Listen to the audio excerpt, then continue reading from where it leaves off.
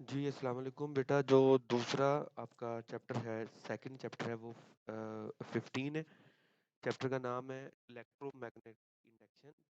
Point of view से long है। मतलब लॉन्ग पेयरिंग स्कीम में ये 14 के साथ दिया रहता है। तो first article, induce EMF and induce current, आपने ओनली फॉर शॉर्ट, आपने शॉर्ट के लिए करना है। इंड्यूस ईएमएफ क्या होती है? इंड्यूस इंड्यूस का वर्ड निकला इंडक्शन से।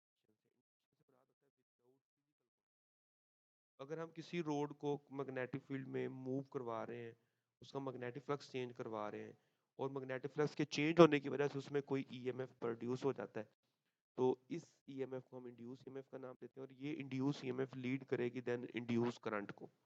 इंड्यूस करंट जो होगा वो हमारे पास सर्किट की रेजिस्टेंस डिपेंड करेगा, लेकिन इंड्यूस ईएमएफ डिपेंड नहीं करेगा। जो इंड्यूस करंट है उसको इंक्रीज किया जा सकता है। बेटा, आप स्ट्रॉन्ग मैग्नेटिक फील्ड यूज करें, फास्टर लूप को मूव करवाएं, और जो नंबर ऑफ टर्न्स है वो ज़्यादा यूज करें। बहुत सारे मेथड हैं इंड्यूस ईएमएफ पैदा करने के, कि आप मैग्नेट को मूव करवाएं और कॉइल को रेस्ट में रखें, या कॉइल को मूव करवाएं मैग्नेट को रेस्ट में रखें, या उसका एरिया चेंज करवाएं, या उसकी यहाँ पे ओरिएंटेशन को चेंज करवा लें, या आप यहाँ पे एक सोलेनॉइड यूज करें, कि प्राइमरी कॉइल में से करंट गुजरेगा तो सेकेंडरी में खुद ब खुद इंड्यूस ईएमएफ पैदा होगा। Mean there are multiple ways to produce the induce EMF और induce current in the circuit. लेकिन सबका जो बेसिक वर्किंग प्रिंसिपल है वो सेम है, कि हमने जो फ्लक्स है उसको चेंज करना है। तो मैग्नेटिक फ्लक्स चेंज होगा तो वो लीड करेगा इंड्यूस ईएमएफ को, और इंड्यूस ईएमएफ देन पैदा कर देगा इंड्यूस करंट को। इमोशनल ईएमएफ चैप्टर नंबर 15 का फर्स्ट लॉन्ग है। अगर हम किसी भी कंडक्टर को मैग्नेटिक फील्ड के अक्रॉस मूव करें तो उसमें जो करंट प्रोड्यूस हो, उसमें जो ईएमएफ प्रोड्यूस होगा, उसको कहते हैं मोशनल ईएमएफ। और इसकी फाइनल एक्सप्रेशन जो हमने प्रूव करनी है वो है E is equal to V B L sine of theta. Negative sign ये शो करता है कि जो इंड्यूस ईएमएफ है वो इस सिमत में इस तरह से प्रोड्यूस होगी कि उस काज को अपोज करे जिसने इसको प्रोड्यूस किया। Negative sign is well in accordance with conservation of energy. Energy को कंजर्व रखने के लिए नेगेटिव साइन का यहाँ पे होना लाजमी है। और फिर आपसे पूछा जाएगा इलेक्ट्रोमैग्नेटिक इंडक्शन की एक एप्लीकेशन है। जो इंडक्शन स्टोव होते हैं, उसमें अगर आप ग्लास पैन यूज़ करें तो उसमें पानी बॉयल नहीं होगा। मेटल का पैन यूज़ करेंगे तो उसमें बॉयल होगा। उसकी रीज़न ये है कि मेटल के पैन में इंड्यूस वहाँ पे करंट इंड्यूस होगा, एडी करंट्स पैदा होंगे, और एडी करंट्स हीट जनरेट करेंगे जो पानी को गर्म करेंगे।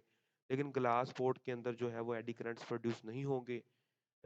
दैट्स वो एक इंसुलेटर है, इसलिए फिर उसमें पानी गर्म नहीं होगा। तो ये साइड इन्फॉर्मेशन है, आपको शॉर्ट में पूछी जा सकती है। एग्जांपल लाजमी करें 15.1 भी। Faraday's law and induce EMF chapter number 15 का दूसरा लॉन्ग है। फैराडेज लॉ हमें ये बताता है कि जो negative rate of change in magnetic flux है वो एवरेज इंड्यूस ईएमएफ के इक्वल है, E equal to minus N delta five by delta T. ये साइड इन्फॉर्मेशन बहुत इंपॉर्टेंट है। यहाँ पे एक रिंग को मैग्नेटिक फील्ड में इंट्रोड्यूस किया गया है। पूछा गया है कि किस किस केस में किस किस सूरत में करंट प्रोड्यूस होगा। वन में नहीं प्रोड्यूस होगा बेटा, बिकॉज इसमें कोई फ्लक्स ही पैदा नहीं हुआ। दो वाली पोजीशन में मैग्नेटिक फ्लक्स इंक्रीज हो रहा है, इसलिए करंट एंटी क्लॉकवाइज में पैदा होगा ताकि इसको अपोज किया जा सके उसकी मोशन को।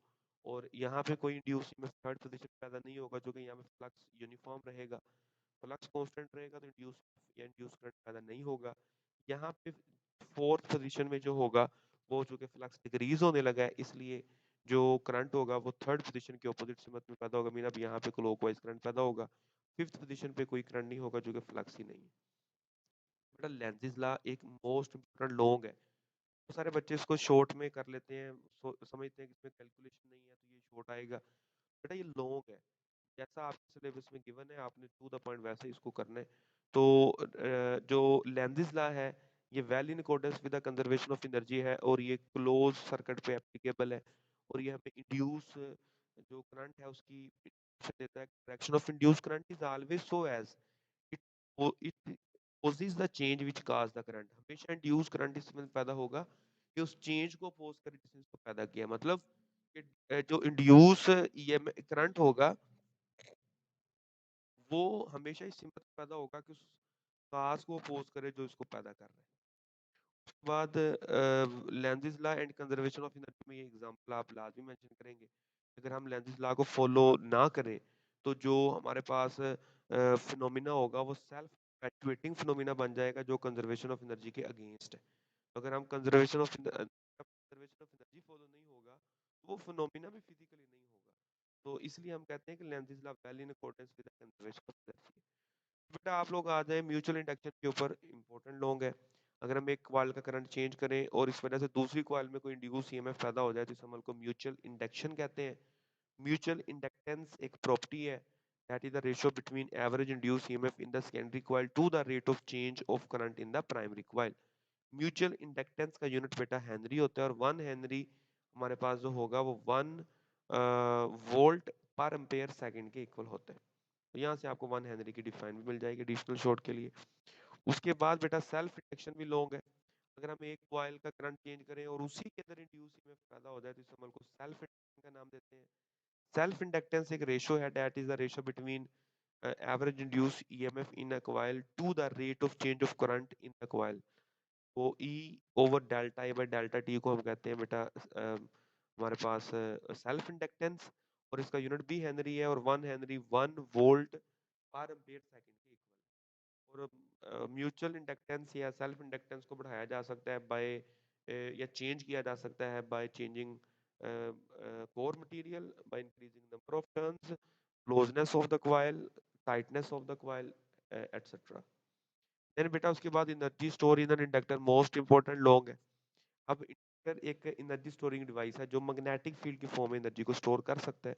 इसकी मैथमेटिकल एक्सप्रेशन जिसमें आपने प्रूफ करना है 1/2 B square over mu naught. और इस आर्टिकल में से यहाँ से एमसीक्यूज बनता है, आपसे पूछा जा सकता है यहाँ से 15.7 से। अगर हम नंबर ऑफ टर्न्स को डबल करें, number of turns per unit length को डबल करें तो सेल्फ क्या फर्क पड़ेगा, वो 4 गुना बढ़ जाएगी। उसके बाद बेटा एसी जनरेटर लॉन्ग है।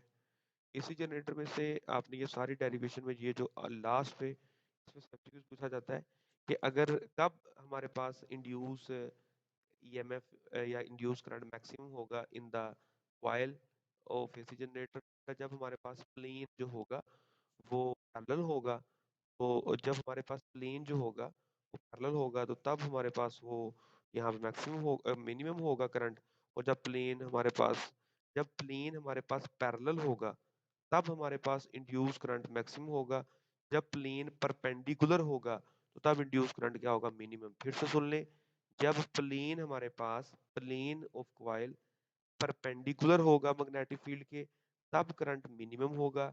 जब प्लेन पैरेलल होगा तब करंट हमारे पास मैक्सिमम होगा। ये आपने याद रखना है। उसके बाद चोक कॉइल आप लाजमी करें, एक शॉर्ट सा आर्टिकल है। डीसी जनरेटर भी बेटा लॉन्ग है।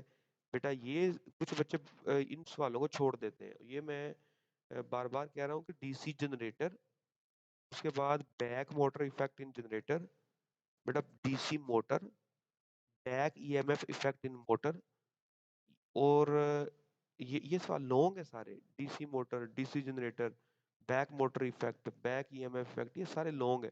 ट्रांसफार्मर इस चैप्टर का लास्ट लॉन्ग है, इंपॉर्टेंट लॉन्ग है। ट्रांसफार्मर ओनली एसी करंट पे ऑपरेट करता है। इसका वर्किंग प्रिंसिपल बेटा हमारे पास होता है म्यूचुअल इंडक्शन। म्यूचुअल इंडक्शन की हमारे पास ये एप्लीकेशन है प्रैक्टिकल।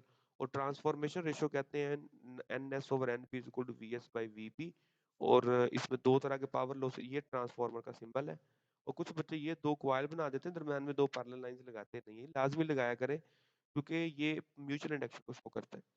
उसके बाद ये स्टूडेंट इसमें दो तरह के पावर लॉसेस हैं, हिस्टैरिसीस लॉस और एडी करंट्स। और उसमें उनको कैसे मिनिमाइज किया जा सकता है, by using soft iron core, laminated sheet of iron. और एफिशिएंसी को कैसे इंप्रूव किया जा सकता है, ये शॉर्ट में पूछा जा सकता है। यहाँ तक बेटा आपका चैप्टर 15 होगा। कोई एग्जाम्पल या शॉर्ट स्किप ना करें, बेशक उसमें डायग्राम है, आप सारी चीजें लाजमी करें, न्यूमेरिकल्स को करें। जो चीज़ आपको ना समझ आए आप ग्रुप में लाजमी डिस्कस करें। Thank you.